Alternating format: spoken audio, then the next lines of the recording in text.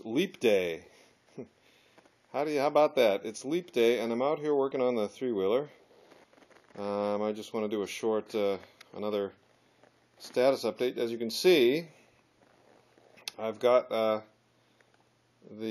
dashboard carved, or at least cut in outline and put in place with the hole for the steering shaft sticking through. And I have sort of an idea where I'm going to put the gauges. Although I'm going to move slowly here so I don't blur the video too much, since I'm taking it with since I got my tablet going here. I'm going to have to cut this angled bar out to make room for the speedometer, which I want to put, the tachometer I mean, which I want to put right about here. Over there in that box, that's the gauges. Right there, there's the old Yamaha tach and the, whoops, where's that? There it is. There's the Yamaha tach and the can that it goes in, and the speedometer's in there too. But I don't know if I'm going to use that speedometer, because that's a 1980s vintage speedometer that only goes to 85 miles an hour, which I think is stupid. So, but tonight, what we've been doing the last week and a half or so is mounting the Mercedes Benz Grille that I got at Henry's. And as you can see, I've got 4 top brackets made to hang this thing from the front. I had to take the exhaust pipe off so I could get it in there just right. It's mounted in there pretty well. Move that thing out of the way. So you can see how it looks. That's gonna look real nice. And then over there on the bench, whoops, a little blurry. We don't like that too much. I would use my Canon FS100, but the last time I took video with it out here, the last update you guys saw, I dropped it on the floor, and I don't know, it doesn't work so good now. But there's, right there, next to the hammer, that's the, right there, that's one of the angle brackets that's going to be welded to the bottom that holds the bottom of that grill in place to keep it from flapping around. And here's this other one right here. These holes, the screw holes are a little high, the clearance holes are a little high, so I'm going to whip out my Dremel and elongate them and make it fit a little better. And then probably the other thing that I will do tonight is blur the video, but get the exhaust pipe and grind the weld beads off the bottom like I ground them off the top when it was on the three-wheeler. So that's and there's all my messy work area and my crowded and messy garage. Oh, over there you see those two big flat cardboard boxes next to the Bergman. Those are some aluminum sheet. The top box, the one on the outermost box, I don't know if you can see, it says 6061 on it. That's 2 4x3 sheets of 6061, which will become the floor and the firewall for this thing. And behind that is another box with a couple 4x3 sheets of 5052 in it that will become the skin for the rear bodywork that I have. It's going to go in there. That I know what it's going to look like, but I have yet to put in the steel formers. I'm going to use a 1/2-inch tubing for the formers to shape it and stuff. Then I'm going to leave that Intruder 1400 fender on there, and because that thing's pretty sturdy because it's steel, and the body will probably attach to that actually. So yeah, so I got to make a few small sparks fly here, and then I'll show you what it looks like when it's done.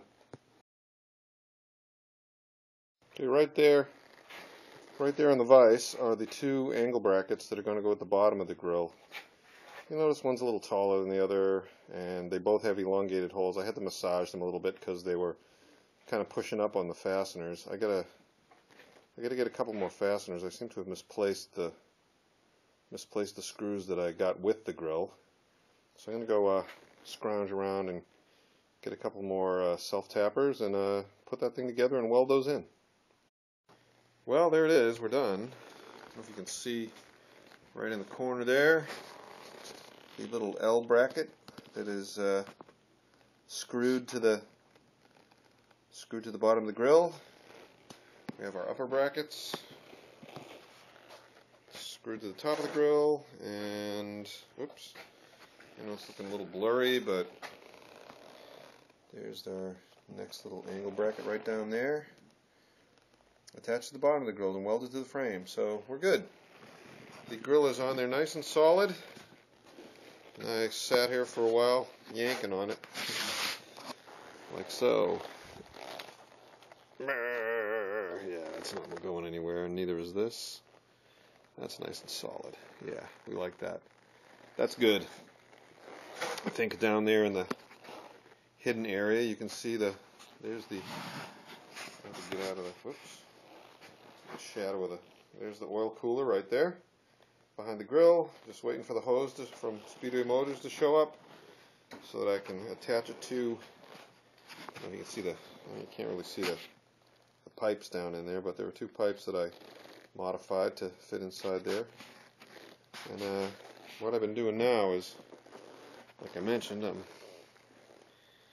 I took the exhaust pipe off and ground down the remainder of the welds on the part that goes over the front suspension arm, and now I'm trying to figure out a way. I'm going to make a fixture so that I can put it in between here and spread these apart a little more, because the distance between the edges on the engine, between the ports, is 1.7 inches, and even 1.7.